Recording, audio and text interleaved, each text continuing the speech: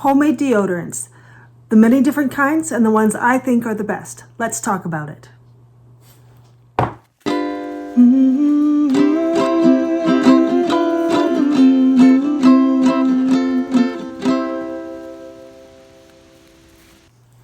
Homemade deodorants. They come in many different kinds. Let's talk about a few of them today. So this one is a powder. It's made out of baking soda, tapioca powder, a bit of essential oil, and then I put some orange peel in here as well. The next one is oils. This one is a tallow based. So this is tallow and a little bit of essential oil in it. And then there are vinegar based ones. This one is a spruce vinegar. I just put it in a spray bottle. There's alcohol based. This one is spruce in alcohol in a little spray bottle. And then there's magnesium oil. This one is magnesium oil mixed with a yarrow vinegar. So let's go through and talk about each of these different kinds. So the powder, the disadvantages are that it's stinky. You still stink during the day, and I think more than some of the other kinds, and it kind of cakes on. And it can be irritating for some. Like the baking soda can be caustic on the skin. Plus you're having to buy the ingredients. So for this, I wasn't a fan of this. The tallow. The tallow is great for your skin. Tallow is so good for it. But as with any oil, it will stay on your skin for a while. I put some tallow, some of this on my hands about 10-15 minutes ago, and there's still a little bit there. So the disadvantage with that is that it could potentially wreck your clothes by having those oil stains on them. Having said that though, this is a much better option than having a vegetable oil based oil to put on your skin, because it will soak in better and it's better for your skin. So I don't like to use it for my clothes or in my armpits just because I don't want it to stain my clothes. The next one is a vinegar. So this one is a yarrow vinegar, and it introduces good bacteria to our skin. Our skin, inside our bodies and outside our bodies, we are covered with bacteria. So this is just a way to introduce good bacteria to our skin. It smells like vinegar, so that may be a drawback, but you can also, when it's infused with different things, it can smell really lovely. I like yarrow, spruce or pine, or lavender would be lovely. It just kind of depends on what you want. Let's talk about the magnesium oil, since this is actually a mixture of magnesium oil and the vinegar. Magnesium oil is important because most people are very deficient in magnesium, and we can absorb it best through our skin. So having this magnesium oil to use in our deodorant, it can be beneficial that way to help us get more magnesium in our systems. However, it can be itchy, especially if you are low in magnesium. As you're using it, you will itch. And if you use this after shaving, it really hurts. So it's not recommended. But I do use it quite often, just not on days that I shave. Okay, last one, let's talk about, this was my spruce vinegar. Could have talked about that one. But anyway, this one is an alcohol. So an alcohol can be beneficial in that it kills the bad bacteria, but then you're left with killing the bacteria in your armpits instead of putting the good bacteria on. So it's a trade-off. Not sure which way you want to go.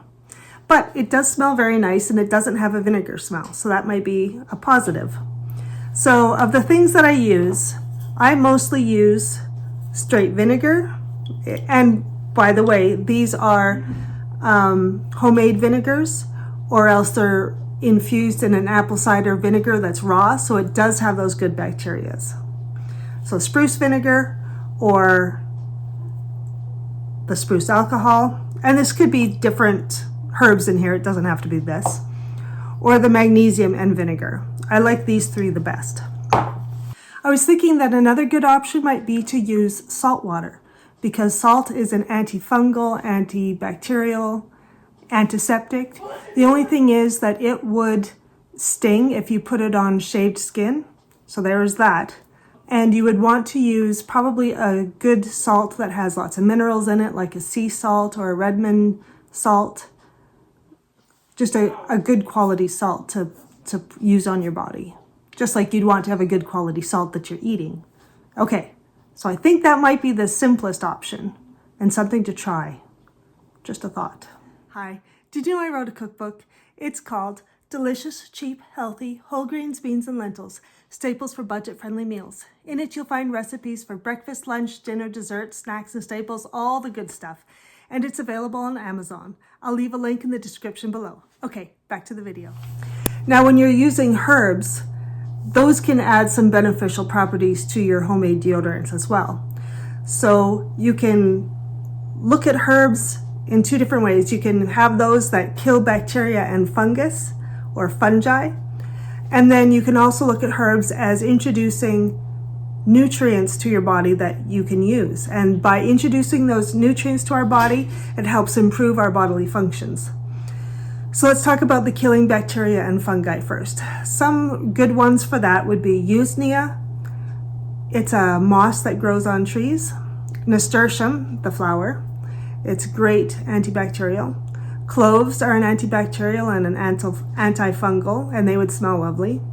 Thyme does the same thing, and cinnamon, and woolly lamb's ear.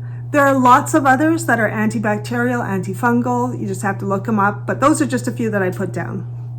Now, as for introducing nutrients that our body can use and the herbal properties that brings to it, when we're looking at our armpits and the functions that they provide, it is to sweat, to clear out toxins, and that's where our lymph nodes, we have a lot of lymph nodes in there.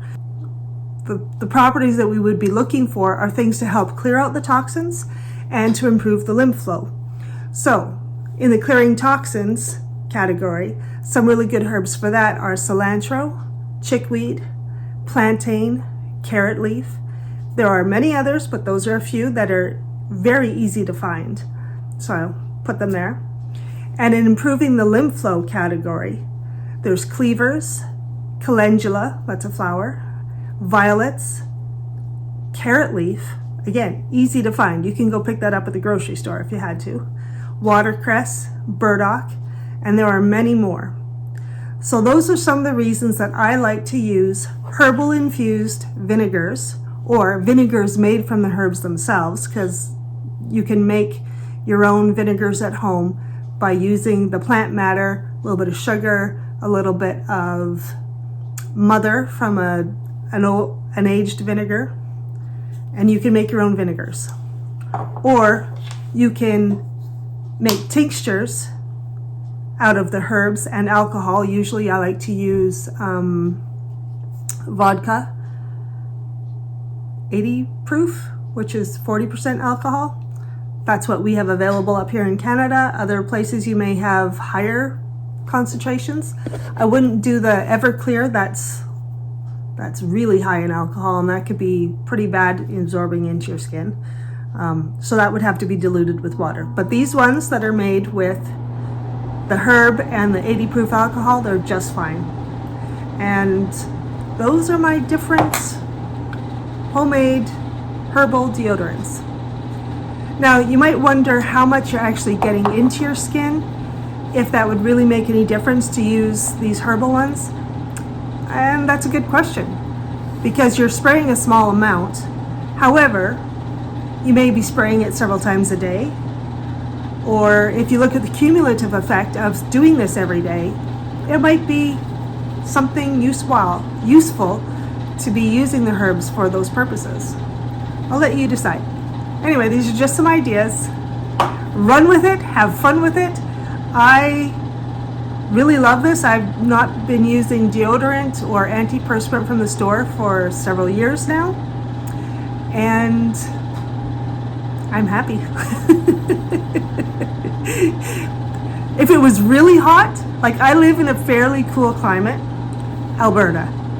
So I'm not in Texas where I'm sweating all day long every day for, and it's just pouring out. You might have different troubles or different challenges there than me. But for me, I'm loving it. If I feel like I really need to spruce up before, company or doing something, I might wash first and then spray it on again for that day. It all just depends. Anyway, have a great day. Hope you can do something with this or it sparks your imagination.